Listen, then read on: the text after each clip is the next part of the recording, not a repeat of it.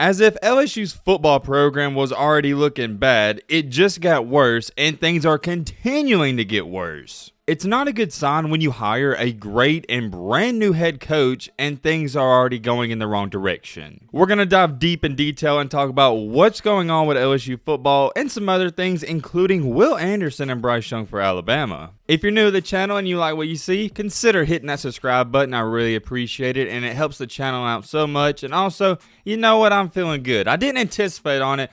But if we can get this video to 400 likes in 1 hour, we'll double upload. I got another video in the back of my mind. We'll upload it later if that's what you guys want. Hope you guys enjoy this one. Let's get on with it. I'm going to start out with the Alabama situation first, and that's involving Will Anderson. And this was trending all day over Twitter yesterday. I thought about dedicating a sole video to it. I'm just going to talk about it real briefly. The Heisman nominees recently came out, and the 4 players are Bryce Young, Kenny Pickett, CJ Stroud, and Aiden Hutchinson. Don't take anything away from those guys. All 4 of them, they're outstanding at what they do. We all know Bryce Young's going to win the award. The biggest controversy about all of this was that Will Anderson didn't get an invite. The main reason I didn't make a video on it, I'm not shocked. I knew this was going to happen. All these voters, they're getting the Bama fatigue. They're tired of seeing all these Bama players win awards, and they're tired of seeing Bama making it to the playoffs and championship every single year. I'm not shocked whatsoever. The only part where I have a problem with it is that Will Anderson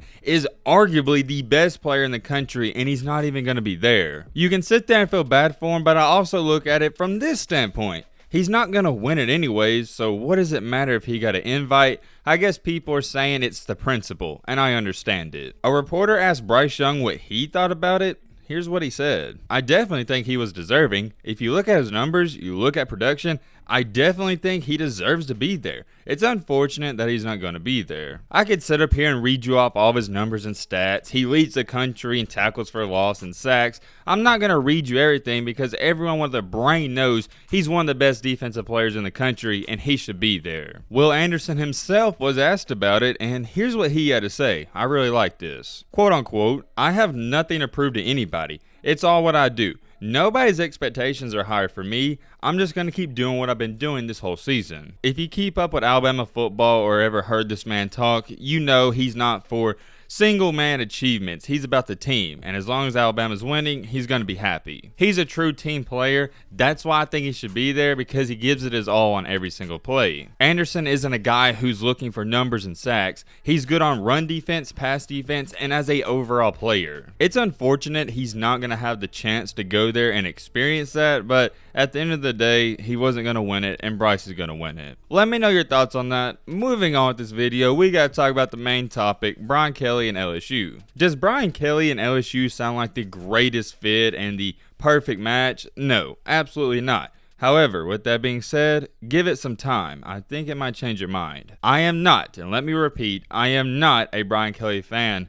I'm not stupid. I respect greatness, and he's a great coach. I think he's far better than Ed Orgeron, and I think he's far better in Les Miles. For all my LSU fans, I'm going to start with the good, and we'll get into the bad in just a second. Look what this man did at Notre Dame. He was recruiting at a high level at a school that's arguably the hardest place to recruit and get all these players to. Whenever I try to evaluate a good coach, I'll look at one thing. Can you do more with less? And he was doing that at Notre Dame. It seemed like every year when people try to count him out, he always rose to the expectations. And that's good because at LSU, Brian Kelly, the South is a different breed. We have higher expectations than anything you've ever seen. I really think in the long run, give him 2 to 3 years, he's going to turn LSU back around and they're going to be up for contention with Alabama, Georgia, and all the powerhouses. On the contrary, I'm sure some of you have heard this before, you got to take 1 step back to go 2 steps forward. That right there is what's going to more than likely happen in this first season. Whenever you're trying to fix stuff, sometimes you got to break it to make it even better. I think that's what's going to happen, but yesterday there was some terrible news. As if things couldn't have got any more worse, they did. It was announced that LSU starting quarterback Max Johnson, who is a very capable quarterback and sometimes good and showed flashes of greatness, is going to enter the transfer portal. But hold on, not only that, his brother, who is the #1 high school tight end,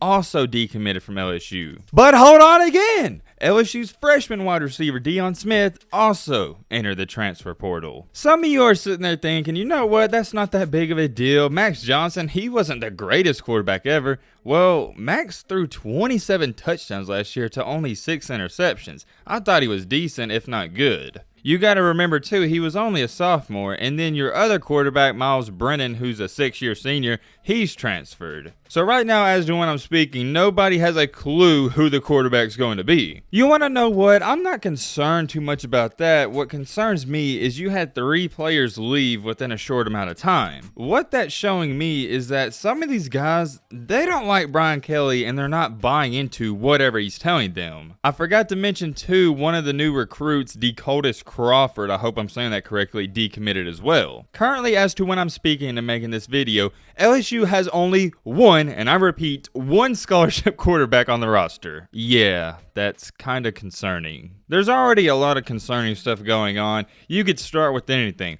One of those being the fans aren't even sold on Brian Kelly just yet. I don't think that's a big of a deal because the fans, if you're listening, you don't play on the football field, so your opinion is irrelevant. You can take that how you want. What is relevant is the players' opinions, and a bunch of them appear like they're not buying whatever he's preaching, like I said. The biggest red flag and what concerns me the most out of everything we talked about is the quarterback position. You only have one scholarship player, and he's not all that hot, and he hasn't proven anything. In life, I will never put a man on a higher pedestal than another man because we all breathe, eat, poop, do everything the same. But in college football, it's a different story. The quarterback is the highest of highs, and he is the chosen one, and he controls your destiny. I've made this reference 2 to 3 times because it correlates so good when trying to explain things. Look what happened with Georgia and Alabama. Georgia has a better team than Alabama, but they lost because they have a worse quarterback and honestly a worse coach. You can dissect this and argue with me all you want. I like to keep it short and simple. The quarterback controls your destiny. If Bryce Young was not playing for Alabama, they would not be where they're at today, and they'd be playing in the Birmingham Bowl. And LSU right now, going into next year, their quarterback position is looking scary. Unless they have a 5-star stud coming in, I've heard nothing about, they're in trouble, in my opinion. I don't care how good of a coach I think Brian Kelly is, and he is. You ain't doing nothing in the SEC, especially the SEC West, without a good quarterback. Say what you want about Max Johnson, 27-6, the numbers don't lie. He was a good quarterback in my opinion. Was he the greatest? No. Did he make some costly mistakes? Yes. Overall, he was good enough. Looking ahead, you don't even have him as an option. In life, I'm never going to hit the panic button. I'm always going to trust the process. If I was an LSU fan, I'd be worried, but I'd also be like, okay, this next year, get ready. It's going to be rough. As long as these LSU fans, and it's hard for SEC fans to prepare for a bad season, which is unacceptable, you're going to be okay. That's the thing you got to settle with. You got to look at it like, okay, next year is going to be bad, but what can we do in 2 to 3 years? It's going to take 3 to 4 years for Brian Kelly to get his recruits and his guys in there like Nick Saban did at Alabama. Everyone forgets that Nick Saban went 6-6 in his first season at Bama and lost to Louisiana Monroe. It doesn't happen overnight. It takes time. LSU fans, they're not patient, so I'm worried for Brian Kelly. Overall, right now, it's not looking good, and it's only getting worse, in my opinion. Let me know your thoughts on all this down below. But with that being said, let's go wrap up this video. If y'all want to see a double upload, what I say, 400 likes in 1 hour, y'all do that. Y'all always crush the like go. I appreciate that. If you're new, hit that subscribe button. And as always, let's be great. I'm out, y'all. Peace.